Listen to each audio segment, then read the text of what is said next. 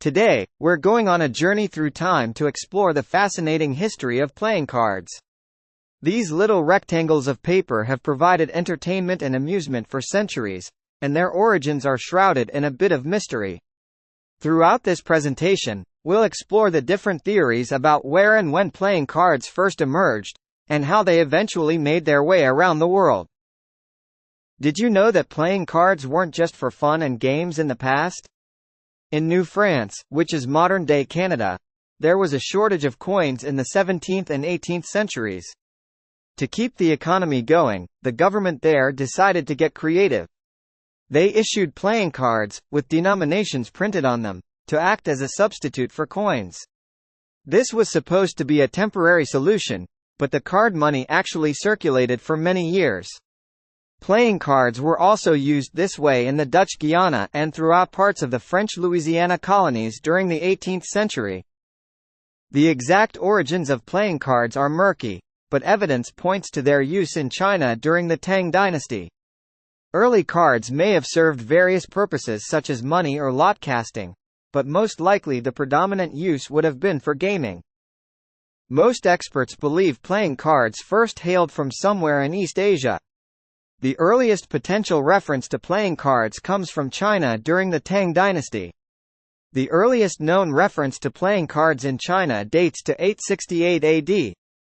Here, we see a woodcut depicting people playing a game with cards. It's important to note that these cards might have been quite different from the decks we know today. Some scholars believe they were used for a trick-taking game similar to mahjong. Fast forward a few centuries and playing cards started popping up in the Middle East. By the 14th century, the Egyptian Mamluk dynasty, 1250 to 1517, was notable for its sophisticated playing cards, which consisted of 52 cards divided into 4 distinct suits: cups, coins, swords, and, interestingly enough, polo sticks. Each suit had 10 numbered cards and 3 court cards: king, viceroy, and second viceroy. The gameplay likely involved trick-taking and point accumulation, where players aimed to win tricks or hold high-ranking cards. These cards featured intricate geometric designs and calligraphy, avoiding human figures due to Islamic artistic conventions. The Mamluk cards were eventually introduced to Europe through trade routes, particularly by Italian merchants. The structure and suits of Mamluk cards laid the groundwork for the evolution of various European decks, making them a crucial link in the history of card games. Playing cards arrived in Europe around the 1370s, most likely in Italy or Spain. The earliest European decks were hand-painted and very expensive, making them a luxury item for the wealthy. As playing cards spread across Europe, the number and ranks of cards varied widely to suit local preferences and game rules. Early decks could range from 32 to 52 cards, and some Italian and Spanish decks excluded certain ranks like the tens. Over time, the French 52-card deck structure became widely accepted due to its balance and versatility, facilitating the development of numerous card games and becoming the international standard. As the basic structure of 4 suits with numbered cards and face cards became the standard, there were some interesting variations in suit designs across Europe. These variations highlight the regional adaptations playing cards underwent during their spread across Europe. For instance, Spanish decks traditionally used swords, cups, coins, and batons. Meanwhile, German decks featured a more whimsical approach with hearts, bells, acorns, and leaves. Some people still do play with these national and regional decks. European tourists can purchase such decks, and these decks are available to be purchased online. The look of playing cards continued to evolve throughout Europe. By the 15th century, France had developed a now familiar standard deck with 4 suits: spades, hearts, diamonds, and clubs. The French playing card deck featured cœurs, French for hearts, carreaux, French for tiles, truffles, French for clovers, piquets, French for pikes. The French deck was introduced to England in the late 15th century. The English adapted these suits into hearts, diamonds, clubs, and spades. This modified deck spread to English North America with colonists. The arrival of the printing press in the 15th century was a game-changer for playing cards. Pun intended. This new technology allowed for the use of stencils to create uniform designs on cards. This mass production method dramatically reduced the cost of cards, making them accessible to a much wider audience. As a result, card games exploded in popularity across Europe. The printing press in the 15th century revolutionized card production. Stencils were used to create uniform designs on cards, making them cheaper to produce and more widely available, which led to a surge in the popularity of playing cards across Europe. The expansion of the British Empire facilitated the global dissemination of the English deck. In the 19th and 20th centuries, the widespread popularity of English card games and cultural influence cemented this deck as the worldwide standard, now universally recognized and foundational to many global card games.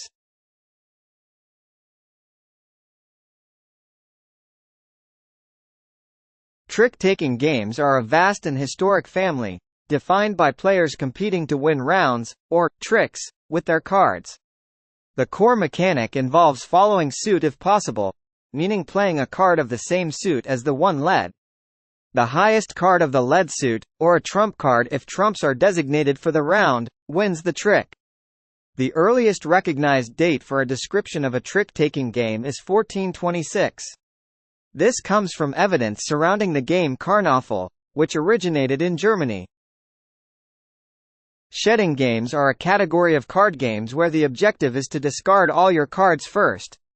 The core mechanic usually involves playing a card matching a specific rank or suit from the previous card played. If unable to match, a player might have to draw additional cards as a penalty.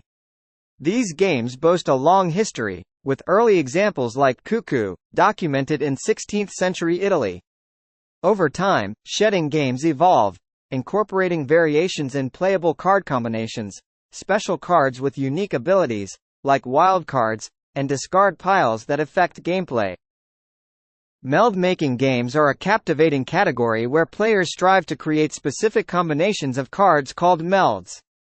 These melds can be sets, groups of cards with the same rank but different suits, or runs, consecutive cards of the same suit.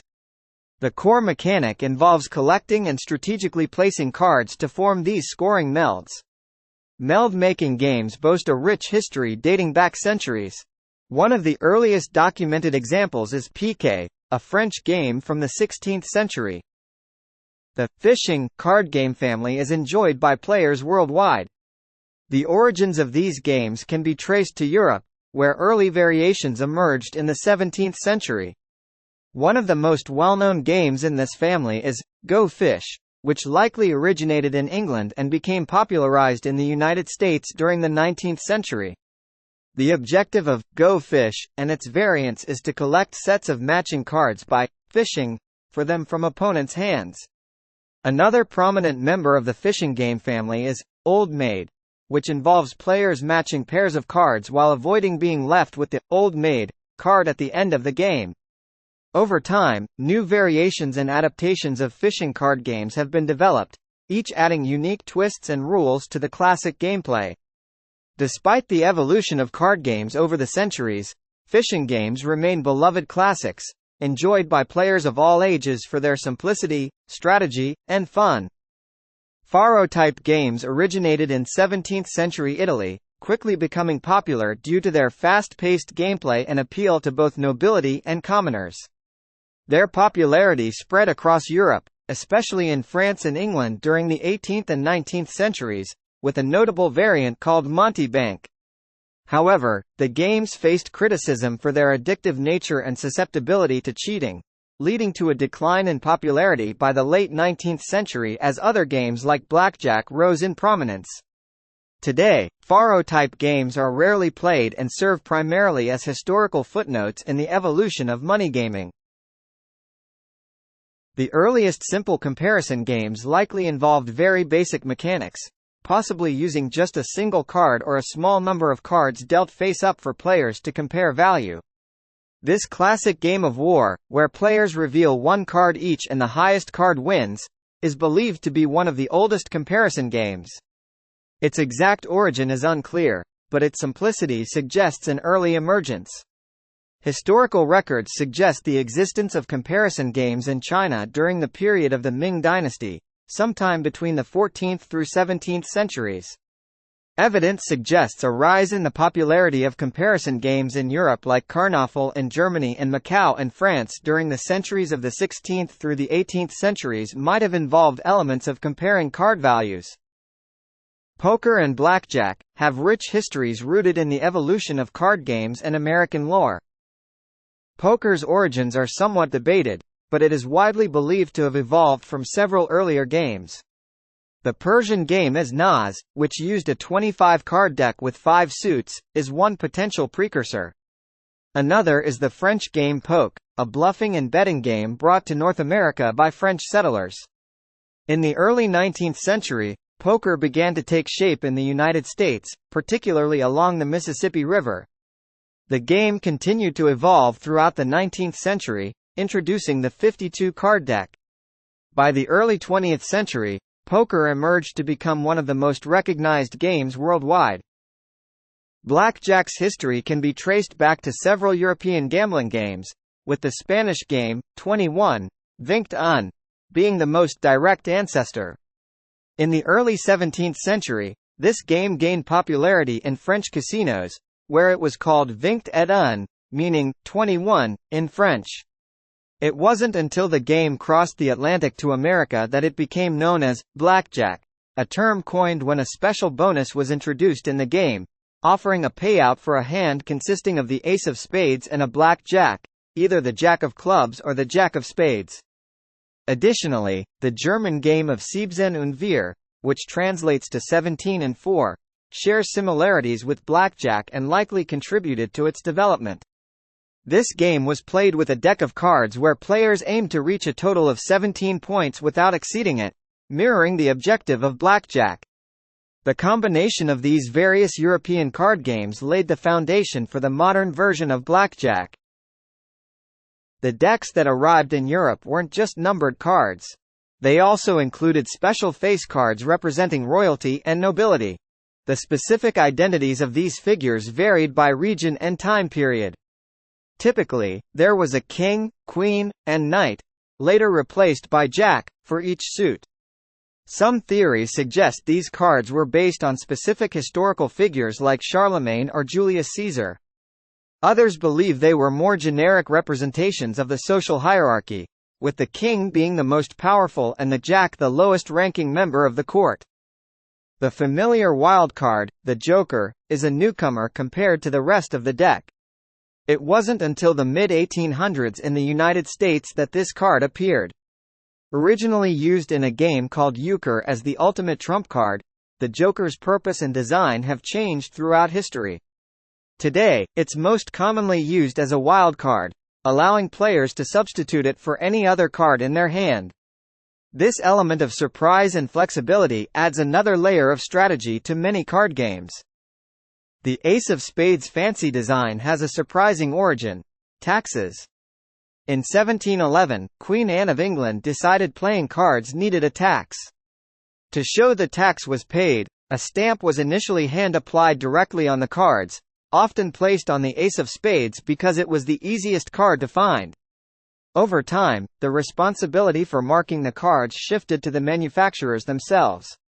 This led to the creation of the ornately designed Ace of Spades we know today, incorporating the tax stamp design directly into the card. The Joker may be the most famous wild card, but it's not the only one. Twos, particularly the two of clubs or spades, have held a special wild card status in some games and regions. The term «duché» comes from the Old French word for «two», and was once used to refer to the two card. In certain European trick-taking games and some historical variations of poker, these deuces could be played as any other card, adding an element of surprise and strategy. This use of wild twos, also known as deuces wild, is less common today but is still seen in poker variations like deuce to 7 triple draw. So, next time you hold a deuce, remember its potential for wild action. Wild threes are not universally recognized like wild twos, which are called the duces, and are less common historically. This means there hasn't been a strong need to create a specific term for them, such as the no longer used term threes for threes. Threes are wild in the first round of a game, 313. The late 20th century saw the rise of cardistry, a unique art form that utilizes playing cards to create visually captivating displays. Unlike card magic, which revolves around creating illusions and fooling the audience, cardistry focuses on the aesthetics of manipulating cards. Cardists perform a variety of flourishes, intricate maneuvers, cuts, and sequences with decks of cards, resulting in mesmerizing patterns and movements. The advent of social media platforms like YouTube has provided a stage for cardists to share their artistry with a global audience, inspiring a new generation of enthusiasts to explore this dynamic art form. Cardistry trainers, the innovative tools for cardists, are essentially solid blocks designed to mimic the size and feel of a deck of playing cards. They were created to facilitate the practice of card flourishes without the hassle of cards falling or getting damaged. The concept of cardistry trainers is relatively recent, with various brands like the Cardpenter and Vanishing Ink offering high-quality resin or wood trainers 12. These trainers come in sets of 5 pieces to 7, and their popularity has surged among cardists globally.